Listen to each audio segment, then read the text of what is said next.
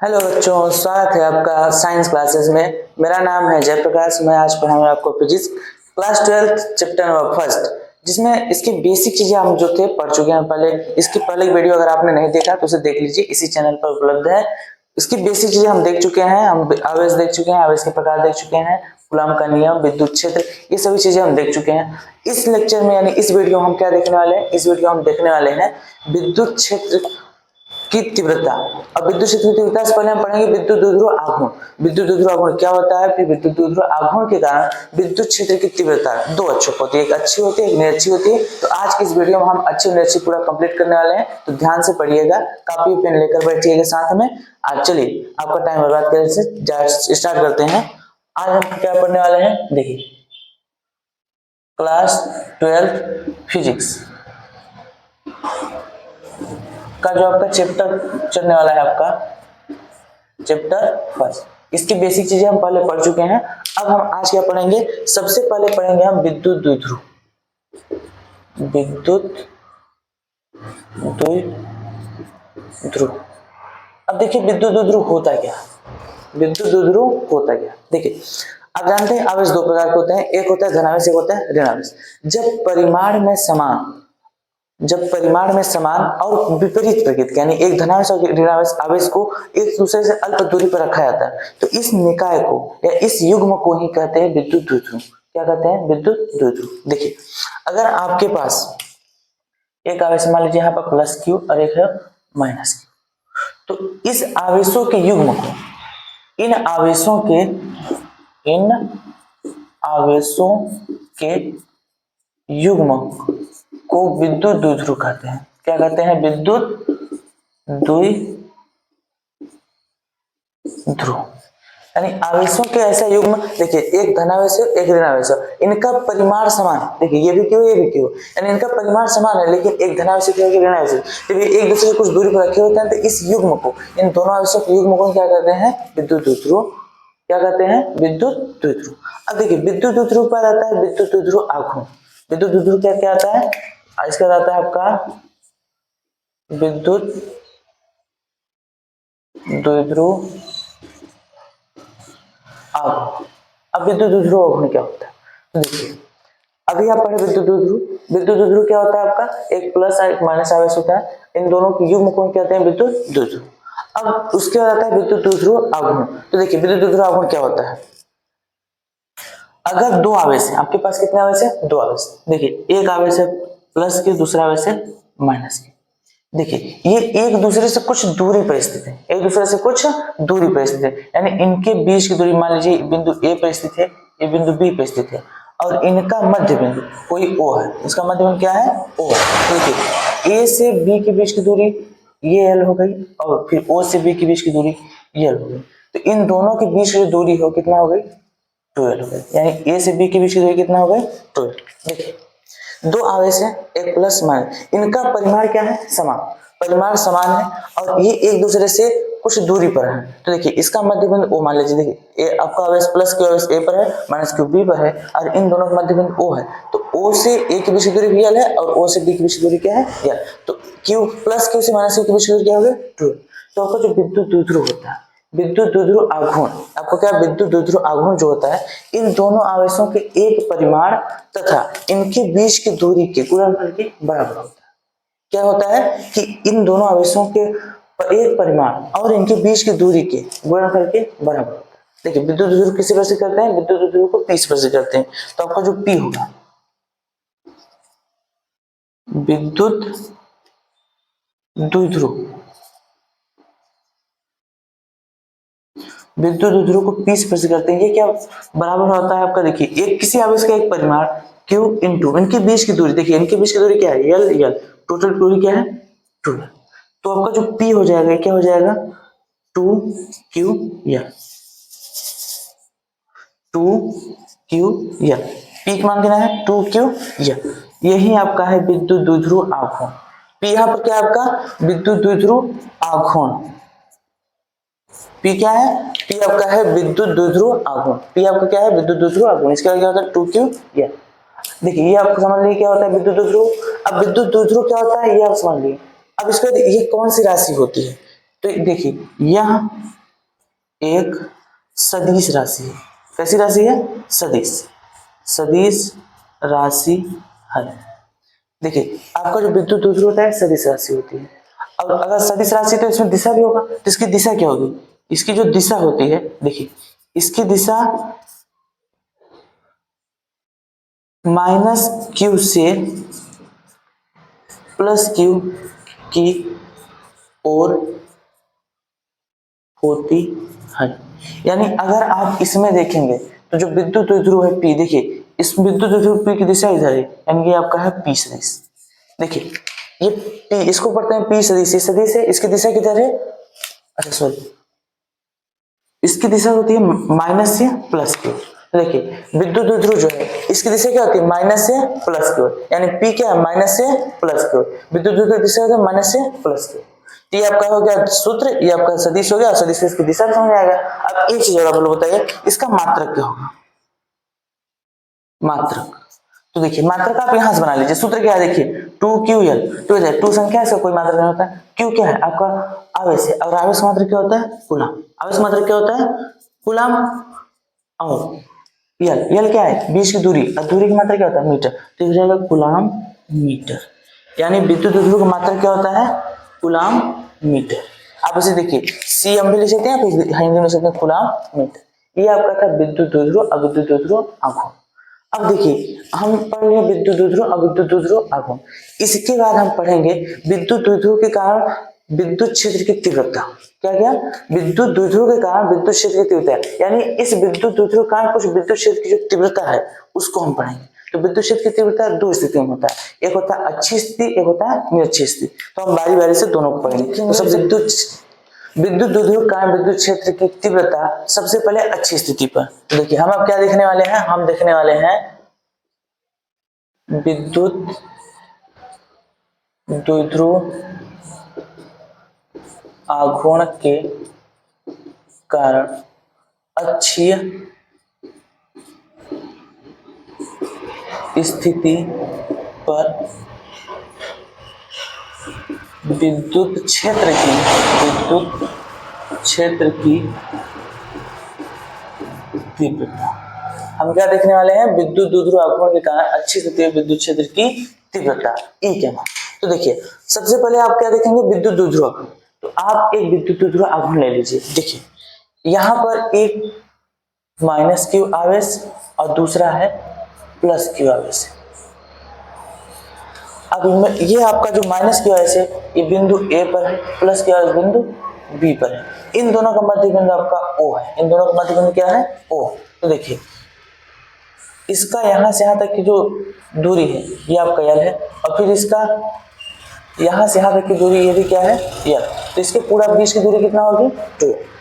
अब इसके मध्य बिंदु देखिए इस द्विध्रुव के, यानी क्यू इन दोनों क्या हो गया? द्विध्रुव क्या? इस द्विध्रुव के मध्य बिंदु O से, मध्य बिंदु O से अच्छी स्थिति। अब देखिए यहाँ पे आप क्या लिखे हो? अच्छी स्थिति। अच्छी स्थिति मतलब होता है जिस अक्ष में है। देखिए इस अक्ष में है ना, तो इसी अक्ष में कहीं आगे, इसी अक्ष में कहीं आगे। देखिए या तो इधर हो सकता है या इधर हो सकता है। तो इधर नहीं, हम इधर सिद्ध कर रहे हैं, आप इधर भी कर सकते हैं, कोई दिक्कत नहीं, दोनों तरफ होता है। अच्छे मतलब उसी अक्ष में होना चाहिए बस। तो देखिए इस द्विध्रुव के मध्य बिंदु O से R दूरी पर, यानी यहां से R दूरी पर कोई बिंदु मान लीजिए यहाँ पर P है। कोई बिंदु क्या है? P है।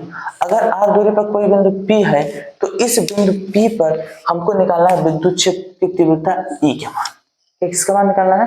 विद्युत क्षेत्र की तीव्रता E के मान। देखिए ये आपका एक द्विध्रुव है, इस द्विध्रुव के मध्य बिंदु O से R दूरी पर कोई बिंदु P है, और इस पर हमको निकालना है विद्युत क्षेत्र की तीव्रता। अब देखिए अगर विद्युत क्षेत्र की तीव्रता आपको निकालना है तो सबसे पहले आप क्या करेंगे? देखिए आपके पास दो आवेश है, तो आप इस आवेश के कारण यहाँ पर विद्युत क्षेत्र देख लीजिए, फिर इस आवेश के कारण विद्युत क्षेत्र देख लीजिए, और दोनों के मान को क्या कर देंगे? जोड़ देंगे, तो यहाँ का परिणाम निकल जाएगा। तो चलिए स्टार्ट करते हैं। तो स्टार्ट करेंगे तो देखिए सबसे पहले आप क्या करेंगे? मान लीजिए कि प्लस क्यू आवेश के कारण बिंदु P पर, कहां पर? बिंदु P पर E का मान। किसके कारण? देखिए प्लस क्यू कारण, प्लस क्यू कारण आवेश का बिंदु P पर E का मान। तो देखिए इसको मान देखने के लिए आप थोड़ा सा बेसिक समझिए। अच्छा कहते हैं विद्युत क्षेत्र की तीव्रता जो होती है क्या थी, सदिश राशि थी कि अदिश राशि? तो विद्युत क्षेत्र की तीव्रता सदिश राशि, और सदिश राशि में दिशा भी होती है।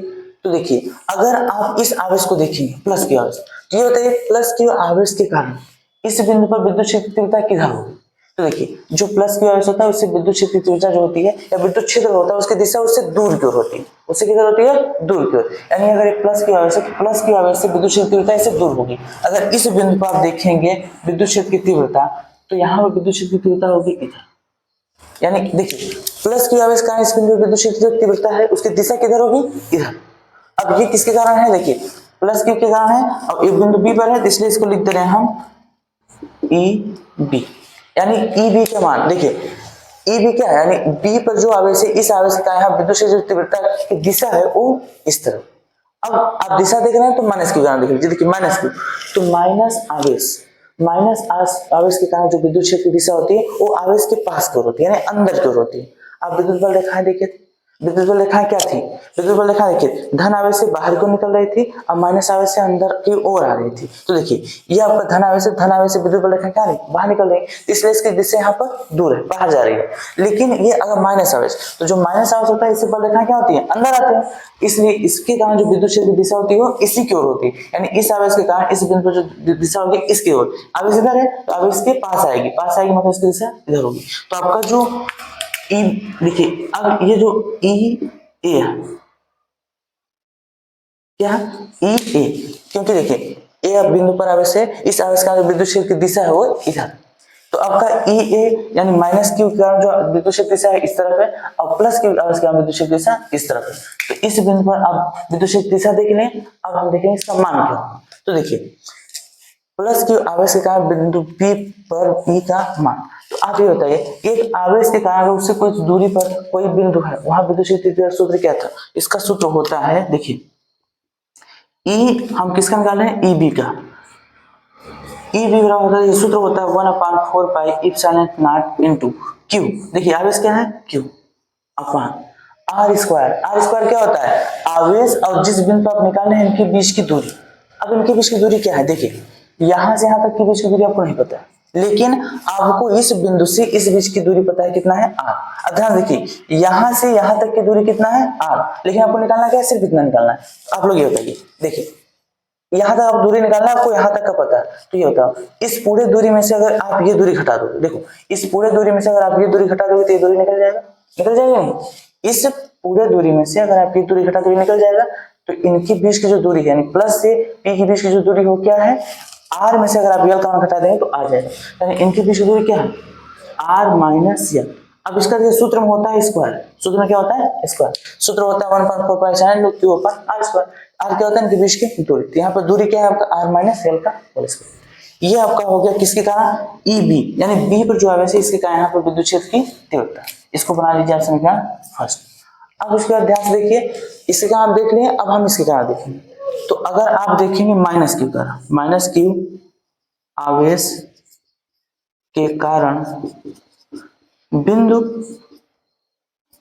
P पर E का मान, माइनस क्यू आवेश के कारण बिंदु P पर किसका मान देखना हमको, E का मान। अब ध्यान से देखिए, अब यहाँ पर आवेश है, अब इस आवेश और इस आवेश के बीच की अगर दूरी आपको निकालना है, इस आवेश और इस बिंदु के बीच की दूरी आपको निकालना है, तो क्या होगा, देखिए आपको यहाँ से यहाँ तक की दूरी नहीं पता, लेकिन आपको यहाँ से यहाँ तक की दूरी पता है और फिर यहाँ से यहाँ तक की दूरी पता है। देखिए क्या है, यहाँ से यहाँ तक की दूरी आपका आर है और यहाँ से यहाँ तक की दूरी क्या है, यानी आर और यल जोड़ देंगे तो यहाँ से यहाँ तक की दूरी निकल जाएगी। अब देखिए सूत्र में आप रखेंगे तो क्या होगा, ई ए बराबर क्या होगा 1/4 pi epsilon naught into q upon r. अब आर यानी यहाँ पे दूरी होता है, दूरी यहाँ से यहाँ क्या है, देखिए आर प्लस यल, तो क्या हो जाएगा आर प्लस यल का होल स्क्वायर। ये आपका समीकरण बन गया 2। अब ध्यान से देखिए, आप प्लस क्यू के कारण भी आप देख लिए, माइनस क्यू के कारण भी देख लिए, अब दोनों के कारण देख लिए। अब यहाँ पर बताइए विद्युत क्षेत्र, अगर आप खुद से सोच बताइए, यहाँ पर जो ई का मान होगा, ई बी की दिशा इधर है और ई ए की दिशा इधर, तो बताइए अगर इन दोनों आवेशों को क्या करें, जोड़ना है हमको, यहाँ पर क्या करना है, विद्युत क्षेत्र निकालना है, तो विद्युत क्षेत्र निकालने के लिए ई बी और ई ए को क्या करें, जोड़ते हैं। लेकिन आप बताओ इसकी दिशा इधर और इसकी दिशा इधर, एक दूसरे के विपरीत है ही नहीं, विपरीत है ना, तो अगर विपरीत है तो क्या करेंगे, इसमें से इसको क्या करें, घटा दें। अगर इसमें से इसको घटा देंगे तो क्या इसका मान निकल जाएगा, नहीं। तो आपका जो ई परिमाणी आएगा, देखिए आपका जो बिंदु P पर E का परिणामी मान होगा, परिणामी मान वो क्या होगा, वो आपका देखिए होगा ई पी बराबर होगा आपका ई बी माइनस ई ए। क्या होगा, देखिए इस पर आपको जो ई पी का मान निकालना है वो क्या होगा, ई बी माइनस ई ए, क्योंकि ई की दिशा इधर है, ई बी की दिशा इधर और ए की दिशा, तो बी वाला से वाला घटा देंगे तो यहाँ मान निकल जाएगा। तो अगर इसी मान आपको रखना है, अब ध्यान से देखिए, आपको ई बी का मान भी पता है और ई ए का मान भी पता है, तो ये होता है ई बी का मान यहाँ रख दीजिए और ए का मान उठा के यहाँ रख दिया, तो आपका ई बी मान निकल जाएगा। अब देखिए आपको निकालना है, तो चलिए इसको रख देते हैं। देखिए अगर आप रखेंगे, किसमें रखना है आपको, देखिए आपको रखना है ई पी बराबर ई बी माइनस ई ए। चलिए इसी में रखना है, जल्दी से रख देते हैं मान उठाकर। देखिए ई पी हमको निकालना है, तो ई पी बराबर, देखिए ई पी का मान क्या है, यहाँ देखिए ई पी का मान है 1/4 pi epsilon not into q upon r minus l का whole square, q upon r minus l का होल स्क्वायर। ये किसका मान हो गया आपका, ई बी का। अब देखिए बीच में माइनस है, लगा दीजिए माइनस। अब फिर क्या है, ई ए का मान कितना है आपका, यहाँ पर देख लीजिए क्या है, 1/4 pi epsilon into q upon r plus l का होल स्क्वायर, यही है। अब देखिए ये आपका इतना हो गया, अब इसी को सॉल्व कर दीजिए, आपका तुरंत मान आ जाएगा। तो बिना टाइम वेस्ट के स्टार्ट करते हैं। देखिए ई पी बराबर, अब ये बताइए आप लोग ध्यान से, इस दोनों में कुछ देखिए आपको कॉमन मिल रहा है, कॉमन मतलब जो दोनों में देखिए 1/4 पाई एप्सिलॉन यहाँ भी 1/4 पाई एप्सिलॉन यहाँ पर, यहाँ भी क्यू है यहाँ भी, तो कॉमन लीजिए। देखिए हम Q upon 4 pi epsilon not क्या कर रहे हैं, कॉमन ले रहे हैं। अगर कॉमन लेंगे तो यहाँ क्या बचेगा, देखिए यहाँ बचेगा 1/r माइनस एल का होल स्क्वायर। अब बीच में माइनस है तो माइनस लिख दीजिए, फिर यहाँ क्या बचेगा 1/r प्लस एल का होल स्क्वायर। अब ध्यान से देखिए ई पी का इतना आएगा।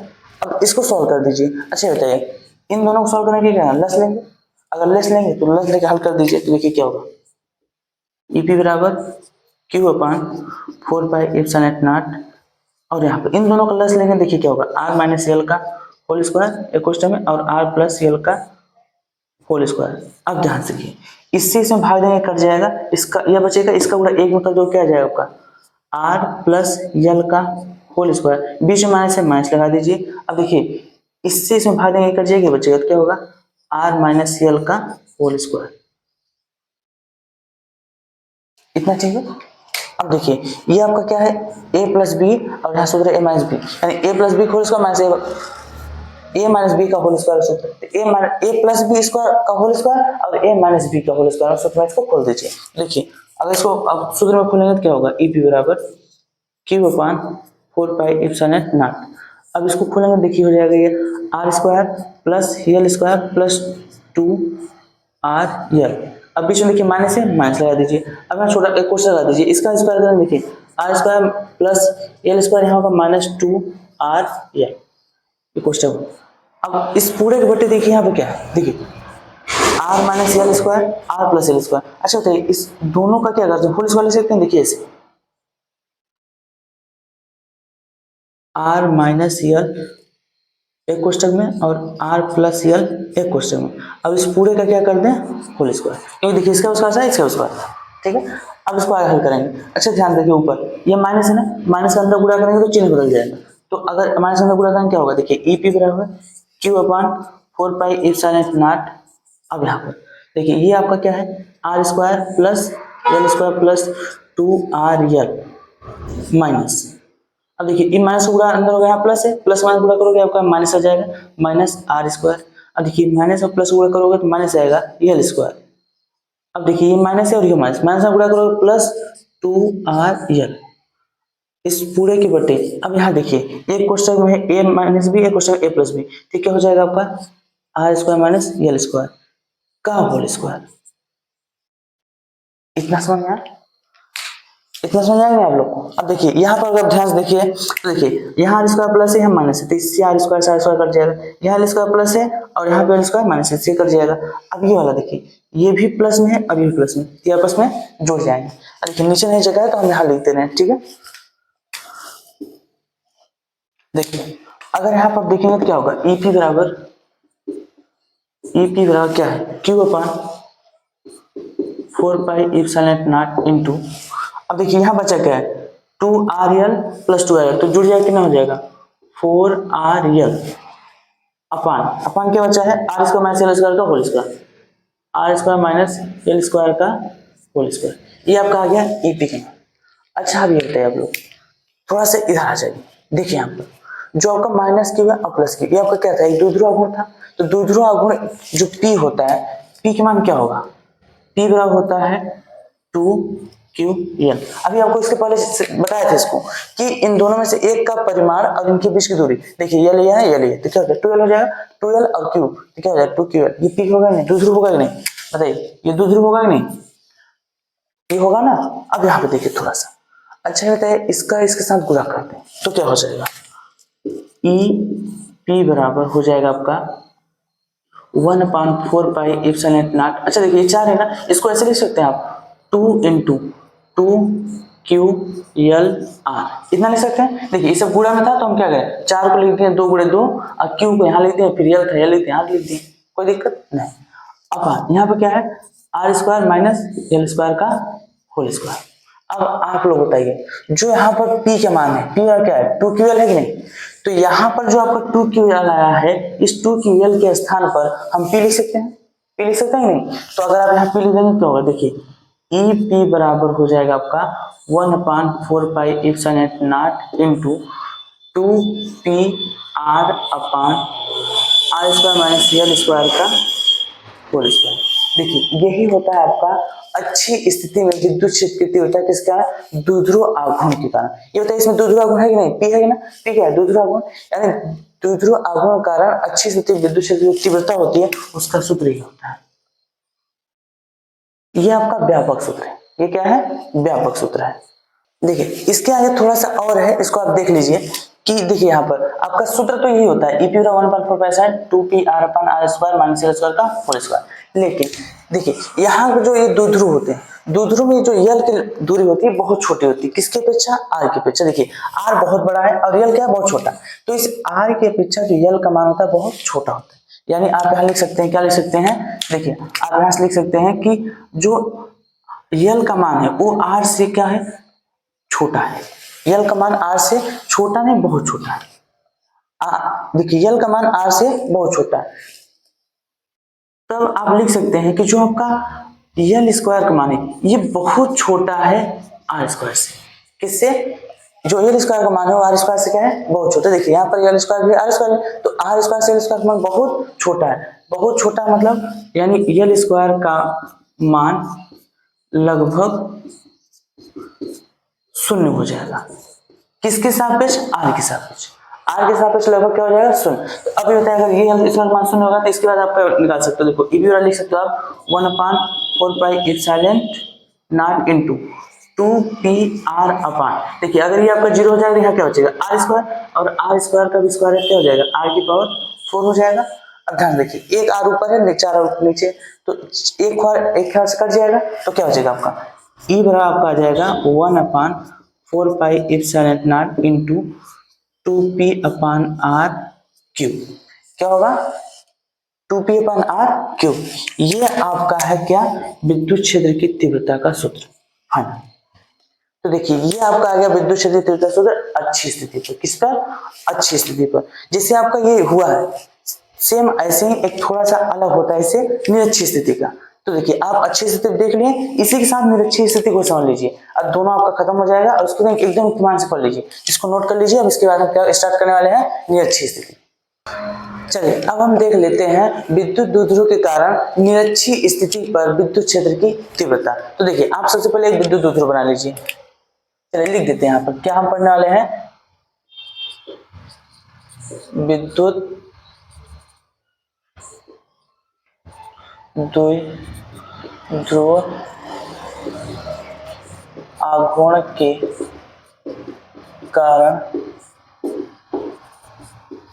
निरक्षीय स्थिति पर विद्युत क्षेत्र की तीव्रता। क्या पढ़ने वाले हैं? विद्युत विभव का निरक्षीय स्थिति में विद्युत क्षेत्र की तीव्रता। देखिए जुड़ जाएंगे। तो आपका जो बिंदु P पर, कहां पर? बिंदु P पर E का परिणामी मान क्या होगा? परिणामी मान। तो देखिए बिंदु E पर जो आपका परिणामी मान होगा आपका EP, वो क्या होगा? देखिए P पर आपके दोनों जुड़ जाएंगे तो क्या होंगे? EA cos theta plus EB cos theta, ये होगा कि नहीं? अब देखिए यहाँ पर जो आपका P का मान आएगा कितना आएगा? EA cos theta plus EB cos theta, क्योंकि ये दोनों आपस में क्या होंगे? ये दोनों एक ही दिशा में आपस में जुड़ जाएंगे और दोनों विपरीत दिशा में आपस में निरस्त हो गए। अब इसी पर आप EA और EB के मान यहाँ से उठाकर रख दीजिए, आपका मान आ जाएगा। तो चलिए रखते हैं। तो सबसे पहले अगर EP आप देखेंगे तो EP EA का मान कितना है? 1/4 pi epsilon not into Q upon R square plus L square plus L square, और यहाँ पर देखिए है आपका है cos थीटा प्लस EB का मान देखिए क्या है? 1/4 pi epsilon not into Q upon R square plus L square, और यहाँ पर भी आपका है cos थीटा। तो अब ध्यान से देखिए EA का मान रख दिए cos थीटा, EB का मान रख दिए cos थीटा। अच्छा बताइए ये दोनों मान इससे समान है कि नहीं?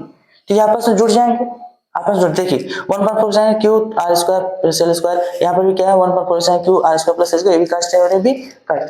तो ये दोनों क्या है? समान है, तो आपस में जुड़ जाएंगे। तो आपस में तो जुड़ जाएंगे तो यहाँ पर क्या आएगा?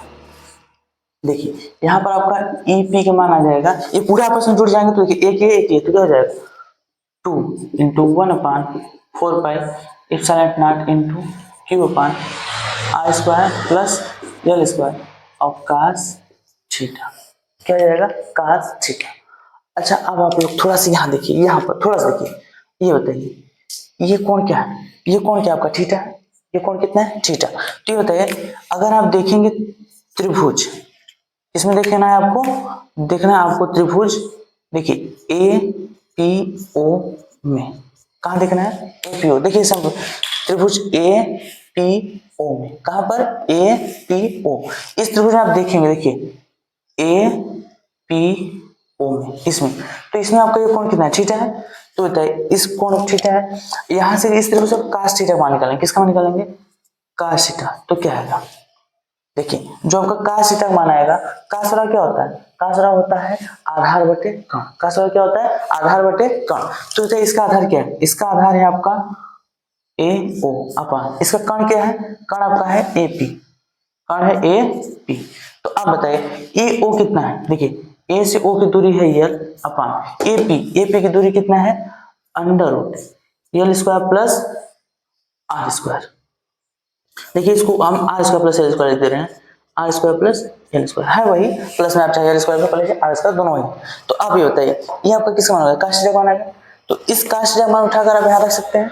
तो अगर रख देंगे तो क्या होगा? देखिए EP बराबर 2Q upon 4 pi epsilon not,